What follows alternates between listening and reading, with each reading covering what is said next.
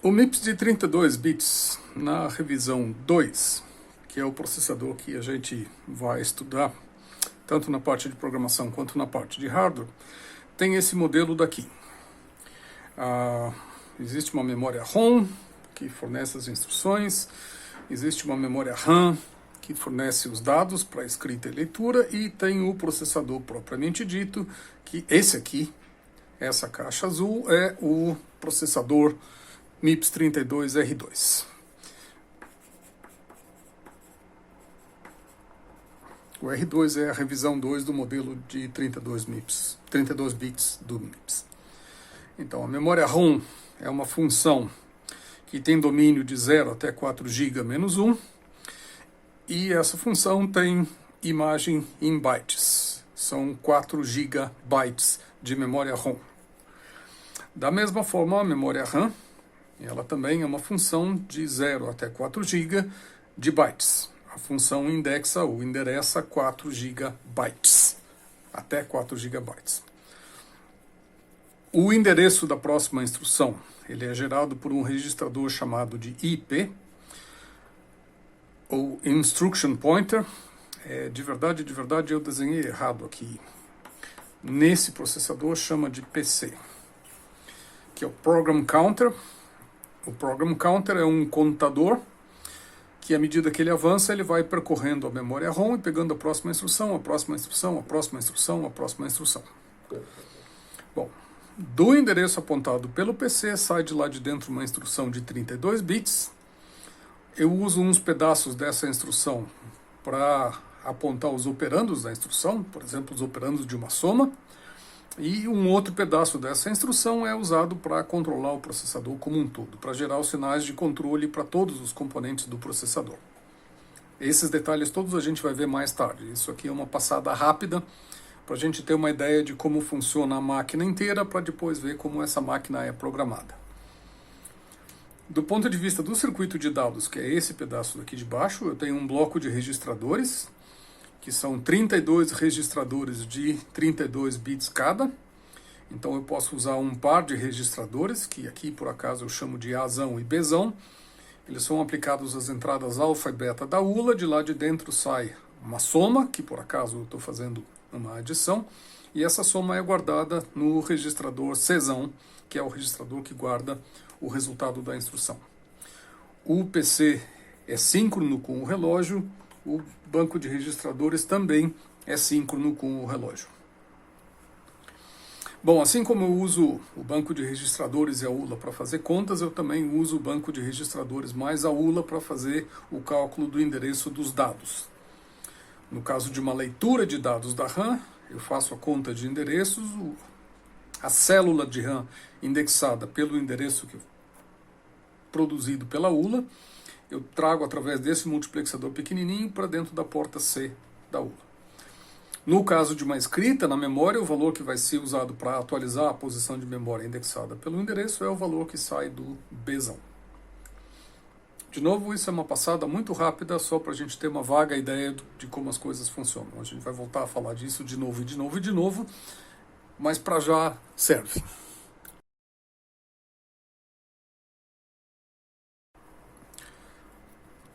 Uma vez que a gente deu uma olhada no jeitão do processador como um todo, vejamos agora como é o formato, como é que são codificadas as instruções do nosso processador. As instruções vêm em 3 sabores: o sabor R, que é esse daqui, o sabor I e o sabor J. Bom, as instruções de formato R, elas são divididas em 5 campos. Um campo de 6 bits é chamado de opcode ou operation code. Ele dá o nome para a instrução. Depois eu tenho 3 campos de 5 bits cada um deles, que são os campos que denominam os registradores, que são os operandos da instrução.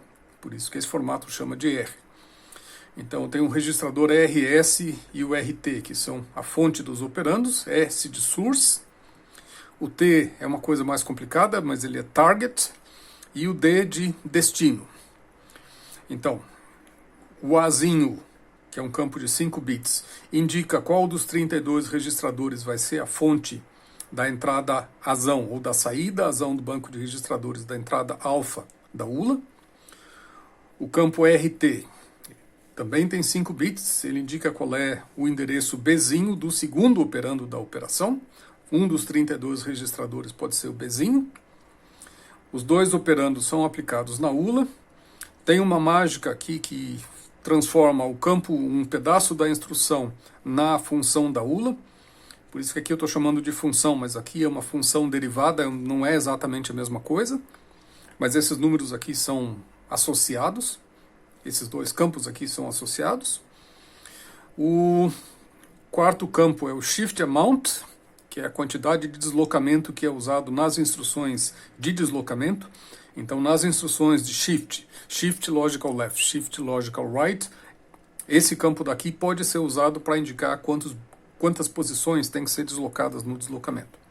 E como eu falei, o campo de função é associado à função da ULA. Então, uma vez que eu escolhi os 3 operandos da instrução, notem que uma soma tem 2 operandos, mas uma instrução tem 3 operandos. Então, os 3 operandos da instrução são os 2 operandos da soma e mais o resultado dessa soma daqui. Há uma nota importante que a gente vai usar bastante, é que por acaso o registrador de número 0, o registrador de endereço 0, ele é sempre 0. Você olha para ele lá de dentro, sai 0, você escreve nele e não acontece nada. O R0 é 0.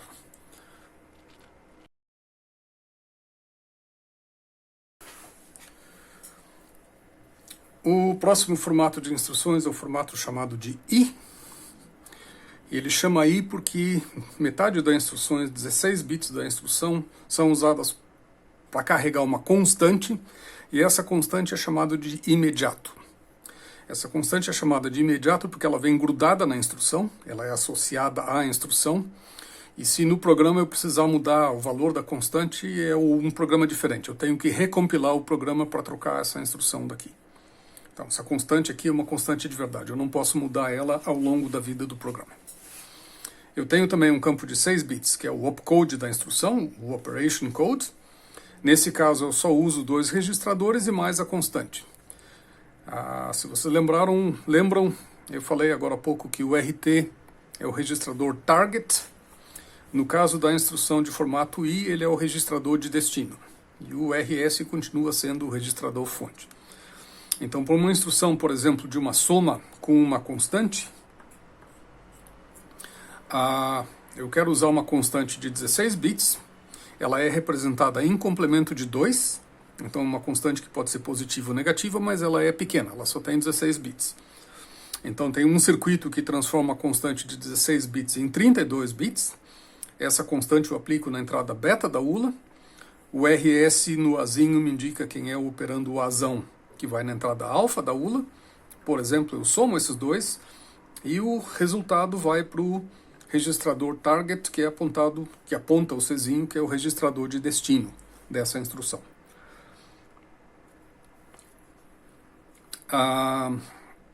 Esse circuito aqui é um pouquinho mais simples do que só estender o sinal, porque tem horas em que eu quero usar essa constante como uma constante lógica, e aí quando eu completo ela para 32 bits, eu quero encher essa constante de zeros, ou se for uma constante numérica, e ela for negativa, eu quero completar os 16 bits que estão faltando com o bit de sinal da constante numérica.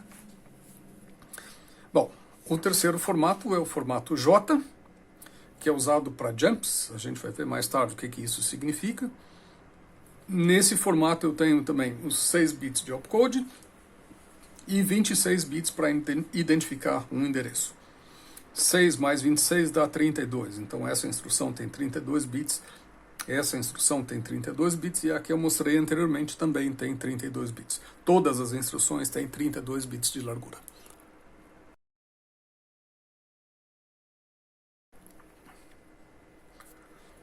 O nosso processador provê instruções de aritmética e elas vêm também em vários sabores. Vamos começar pelo mais simples. A instrução de aritmética mais simples de todas e também a mais popular de todas, por acaso, ou não por acaso, é o ADD, e o formato da instrução é esse daqui, ADD R3, R2, R1. cerquinha significa comentário, tudo que fica para a direita da cerquinha é o comentário, até a margem. Então, normalmente a gente usa o comentário para descrever o que a instrução faz. No caso aqui eu estou usando uma coisa bastante boba, que é simplesmente dizer o que a instrução faz. Num programa de verdade, em geral, a gente aproveita o comentário para explicar alguma coisa menos básica do que simplesmente uma soma. No caso aqui da nossa soma, o formato é que o operando mais da esquerda, o primeiro operando que aparece é o registrador de destino. Então o que essa instrução aqui faz é somar o conteúdo do R2 com o conteúdo do R1 e o valor da soma é atribuído ao registrador RT. A flechinha é a atribuição. Então no caso de um programa em C, por exemplo, eu teria x recebe y mais z. Eu poderia traduzir diretamente para uma instrução add rx, corresponde o registrador, que eu estou inventando um nome que corresponda ao nome da variável em C. O Rx vai receber o conteúdo da soma, vai receber o resultado da soma de Ry com Rz. O conteúdo de y mais o conteúdo de z vai ser atribuído à variável x depois. Bom, o segundo formato de instrução de aritmética é o formato da instrução com constante. É uma instrução com constante. É o parecido com o add normal, só que esse aqui chama de add i. Eu tenho dois operandos, registradores e uma constante k. Essa constante é codificada em complemento de 2 em 16 bits. O formato dessa instrução aqui é o formato i de imediato. O que essa instrução faz é que o registrador RT e o destino ele recebe o conteúdo do R2 mais a extensão com sinal da constante k. Por quê? Porque essa instrução é uma instrução de aritmética, então a conta que eu quero fazer é tal que k tem que ser um número, que pode ser positivo ou negativo. Então, no caso de eu fazer uma adição, a constante k ela tem que ser tratada como se ela fosse um número. E, portanto, quando eu estendo essa constante de 16 para 32 bits, eu estendo o sinal da constante. No caso de programa C, eu quero fazer, por exemplo, x recebe y mais 19, ou mais menos 19, então eu usaria um add imediato, de o registrador x recebe o conteúdo de y mais a constante menos 19. Menos 19 de novo, em complemento de 2, 16 bits estendido para 32 bits. Essa instrução é do formato i, de imediato, porque a constante é um pedaço da instrução de 16 bits. E a função ext aqui estende o sinal da constante para eu ter uma constante em 32 bits, ao invés de uma constante só de 16. Além das instruções de aritmética, nós temos também instruções de lógica. E no exemplo simples aqui da instrução mais trivial também é um AND, o R1 que recebe o AND do conteúdo de R2 com o conteúdo de R3. Então o comentário diz que o AND bit a bit de R2 com R3, bit a bit desses dois vetores, e atribuo ao terceiro vetor de bits, que é o R1. Notem que agora eu troquei a ordem que eu estava usando antes. O R3 agora é um operando, ele não é mais o destino. Então, no caso do comando em C, eu teria, por exemplo, que a variável x recebe o AND bit a bit de y e z. Isso aqui é um e-comercial, eu não sei desenhar direito esse negócio, tá? Mas no caso da linguagem C, o e-comercial é o AND bit a bit. O e duplo significa outra coisa. Então eu traduziria esse comando em C do AND de y com z diretamente na instrução. O registrador correspondente à variável x recebe o AND bit a bit do conteúdo da variável y com o conteúdo da variável z. No caso das instruções lógicas, a gente também tem o sabor imediato. Então o AND imediato, eu tenho dois registradores e uma constante. Então o que essa instrução faz é que ela atribui ao registrador R5 o AND bit a bit da constante estendida mais o conteúdo do registrador R6. Isso vai para dentro do R5. Essa constante aqui, por causa da instrução, ela agora é uma constante lógica. Então, quando eu estender essa constante de 16 para 32 bits, eu vou preencher os 16 bits que estão faltando com zeros. porque isso faz mais sentido do que eu colocar qualquer outra coisa no lugar, já que esse negócio aqui é uma constante lógica, ela não é uma constante numérica. Então eu completo os 16 bits da constante mais 16 zeros, faço o AND com R6 e atribuo o resultado ao R5. Então aqui de novo em C eu tenho um e-comercial que eu não sei desenhar, então eu tenho agora que x recebe o conteúdo da variável y, e-comercial com uma constante k. A tradução para assembly seria o AND imediato de conteúdo do RY com a constante estendida com zeros, e esse resultado é atribuído para o registrador que corresponde à variável x do programa. De novo, essa instrução daqui tem o formato i de imediato por causa da constante de 16 bits. Aqui é uma constante lógica, ela não é representada em complemento de 2, ela é representada em 16 bits só, e ela é estendida com zeros.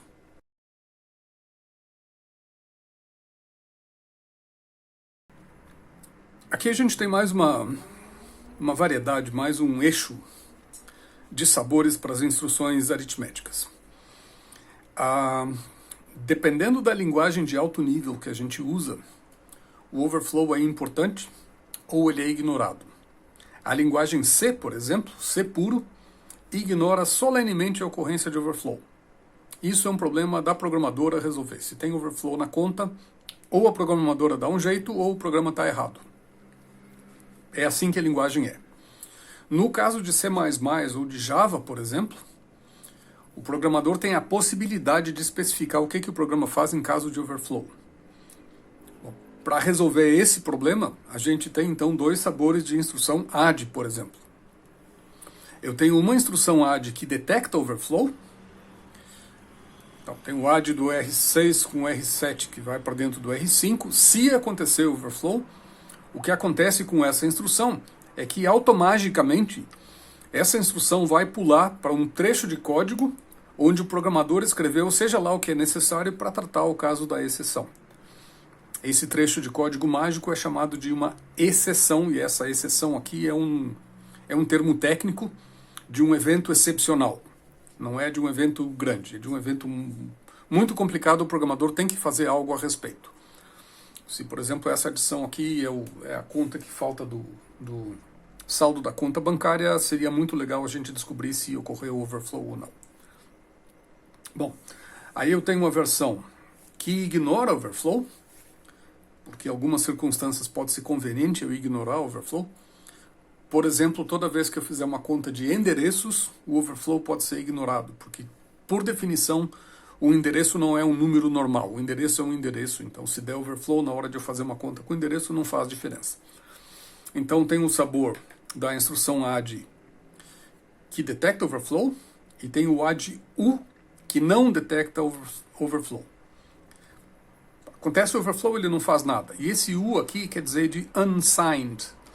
E o nome é infeliz, porque isso aqui parece que tem a ver com sinal. Não, não tem a ver com sinalização. Tem a ver com a instrução detectar e sinalizar a ocorrência da exceção, que no caso é overflow.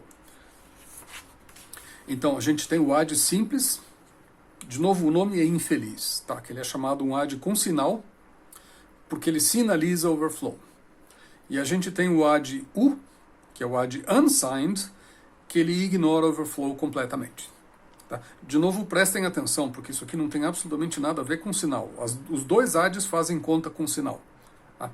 Tem a ver com detectar ou não detectar o overflow.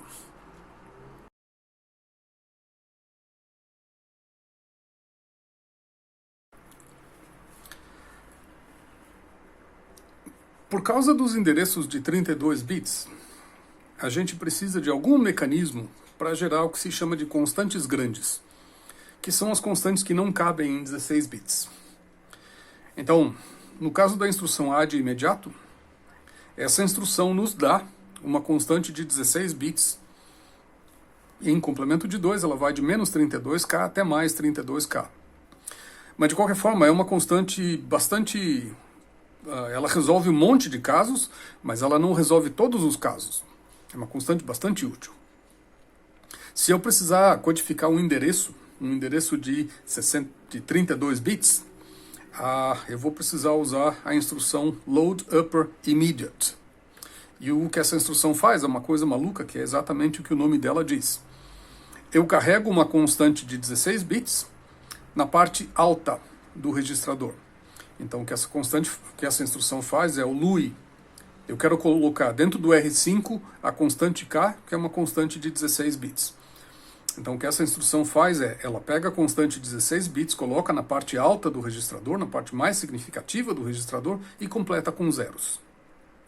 Se depois de um LUI eu usar um OR imediato, também de uma constante de 16 bits, então o que eu quero fazer é o conteúdo do R5, eu quero fazer o OR com uma constante N, de 16 bits, e jogar o resultado dentro do R6. Então o que essa instrução faz é, ela pega o conteúdo do R5 de antes aqui, que é esse daqui, que são os 16 bits do K mais um monte de zeros, é o valor que eu usei agora mesmo.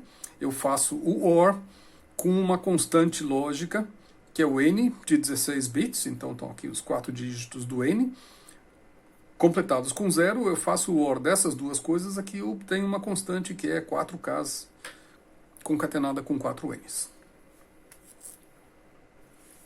Dessa forma eu consigo gerar constantes que são maiores do que 16 bits. Isso aqui pode parecer uma filigrana, uma palhaçada, mas não é não, tá? A gente usa esse negócio com bastante frequência para gerar endereços.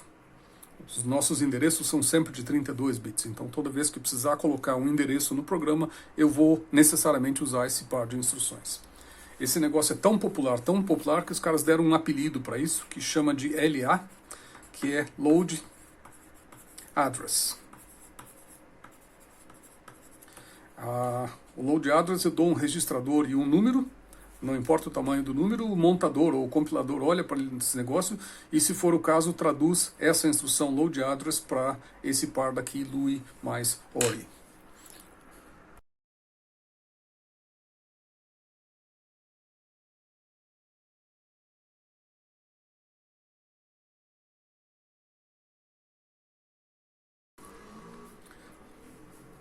No modelo de memória do nosso processador, a gente tem uma memória de dados, RAM, que ela é uma função que vai do 0 até o 4 GB menos 1, em bytes. E essa é uma encrenca importante. É uma encrenca e é importante. A memória é endereçada byte a byte. Ela não é endereçada de 32 em 32 bits. Não digam que eu não avisei. Então, o que o processador define como sendo palavras ou words, elas necessariamente têm que ser alinhadas em endereço mod 4 igual a 0. O endereço de palavra tem que ser um múltiplo de 4. Porque é assim. Half words, que são números de 16 bits, são meias palavras, elas são alinhadas em endereços pares. Endereço mod 2 tem que ser 0. Caracteres ou bytes, que são coisas de tamanho 1 byte, eles precisam ser alinhados mod 1, o que daí não tem muita graça.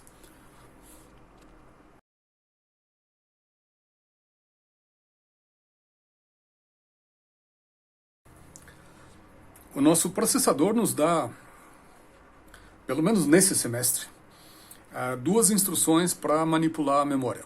Uma delas é o load word e a outra delas é o store word. E o load e o store são sempre do ponto de vista do processador. Quem recebe é o processador, ou quem entrega é o processador. Então o load carrega a palavra para dentro do processador. O jeitão da instrução é essa daqui, ela também tem formato I de imediato, load word. O registrador de destino vai ser o R1. O R1 vai ser carregado com o conteúdo da posição de memória, apontado pela soma da constante D, mais o conteúdo de um registrador. D é uma constante em 16 bits em complemento de 2. Então, o que essa instrução inteira aqui faz é, ela joga para dentro do R1, o conteúdo da posição de memória é apontada por o R2, que é um registrador de 32 bits, mais a constante D estendida com sinal. Essa constante é representada em complemento de 2, ela pode ser positiva ou negativa. Isso é muito útil, porque se eu tenho o registrador R2 apontando para algum lugar de memória, eu posso pegar alguma coisa para um endereço maior do que R2, ou eu posso pegar alguma coisa para um endereço menor do que R2, dependendo do sinal da constante, se ela é positiva ou se ela é negativa. Então, representar isso em complemento de 2 é uma coisa bastante útil.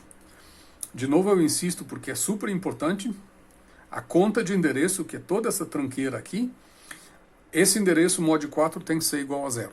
O endereço de uma palavra tem que ser um múltiplo de 4. Se o programador cometer um erro, o que vai acontecer é que o processador vai detectar que você está tentando acessar uma palavra de 4 bits num endereço que não é alinhado com 4, ele vai gerar uma exceção e vai matar o seu programa. É mais ou menos o que acontece numa segmentation fault. Esse é um dos motivos de uma segmentation fault.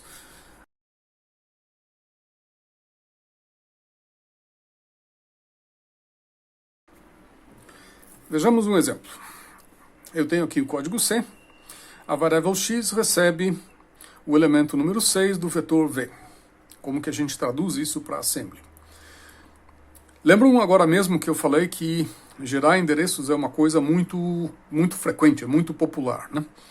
Então, para eu conseguir traduzir esse comandinho em C para assembly, a primeira coisa que eu preciso fazer é usar essas duas instruções aqui para gerar, a partir do nada, o endereço de V.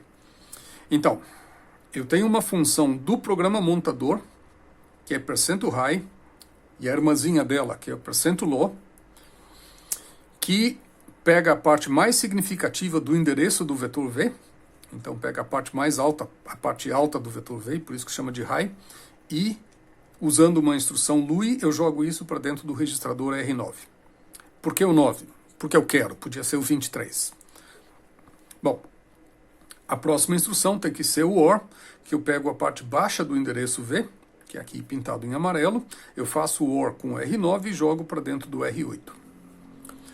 Só então, depois que eu tenho guardado dentro de algum registrador o endereço de V, é que eu consigo fazer o load. Eu quero pegar o sexto elemento. Então, o R8 aponta para a base do vetor V, ele aponta para V de 0.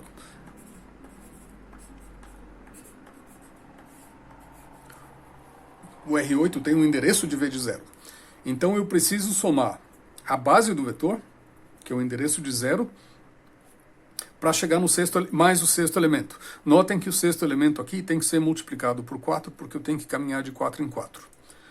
Então aqui eu poderia usar, como eu escrevi aqui, 6 vezes 4, ou eu poderia usar direto o número 24. O montador que a gente usa, por acaso, quando a gente não está fazendo a montagem à mão, ele nos permite usar essa coisa daqui, ele nos permite usar essa expressão no lugar da constante. Entre parênteses, você vai lá e coloca uma conta simples, o montador traduz esse 6 vezes 4 pelo 24. O hardware depois vai pegar o 24, somar com o R8 e aí sim chegar no elemento de V de 6. A posição de memória indexada por essa conta toda aqui vai ser atribuída ao registrador que contém a variável x. Bom, um exemplo um pouquinho mais legal é esse daqui, em que agora eu quero pegar a posição J, a jésima posição do vetor V. Esse J aqui eu só consigo calcular em tempo de execução. Então eu preciso fazer a conta explícita de qual é o endereço que corresponde ao V de J. No exemplo anterior, o compilador consegue saber que número é esse, porque esse é uma constante. O compilador também consegue saber que o V é um vetor de inteiros. O compilador também consegue saber que ele tem que multiplicar 6 vezes 4 para achar a posição, o endereço de memória que corresponde ao vetor. No caso de uma variável, o compilador não tem como saber a priori nada dessas coisas. Então a conta de V mais J, J vezes 4, tem que ser feita explicitamente. Então, como antes, no assembly eu carrego o endereço da posição inicial, o R8 vai ter o V de 0. Aí eu preciso pegar o J e multiplicar por 4, explicitamente. O compilador não tem como adivinhar isso, eu vou ter que fazer uma conta, porque eu não sei qual é o valor de J. Esse comando aqui pode fazer parte de um laço, a cada vez o valor de J é diferente. Então, explicitamente, eu multiplico J por 4. Aí eu somo a base do vetor, mais o índice que eu acabei de multiplicar por 4. Eu somo esses dois, atribuo num outro registrador, e aí com um deslocamento de 0 eu consigo pegar o valor da memória que me interessa e jogar para dentro do RX. Notem que agora a conta de endereço foi toda explícita. Eu descobri qual é o começo do vetor, eu peguei o índice do vetor, multipliquei por 4, adicionei com a base do vetor, e aí finalmente eu consegui pegar a coisa que me interessa. Essa conta tem que ser feita explicitamente, porque em tempo de execução eu não sei qual é o valor de J. É um caso diferente do exemplo anterior, em que em tempo de compilação eu sei sim qual é o valor de J. Aqui eu não sei. Aqui eu preciso gerar código para que essa conta seja feita, por exemplo, a cada volta do laço, se esse comando aqui estiver dentro de um laço.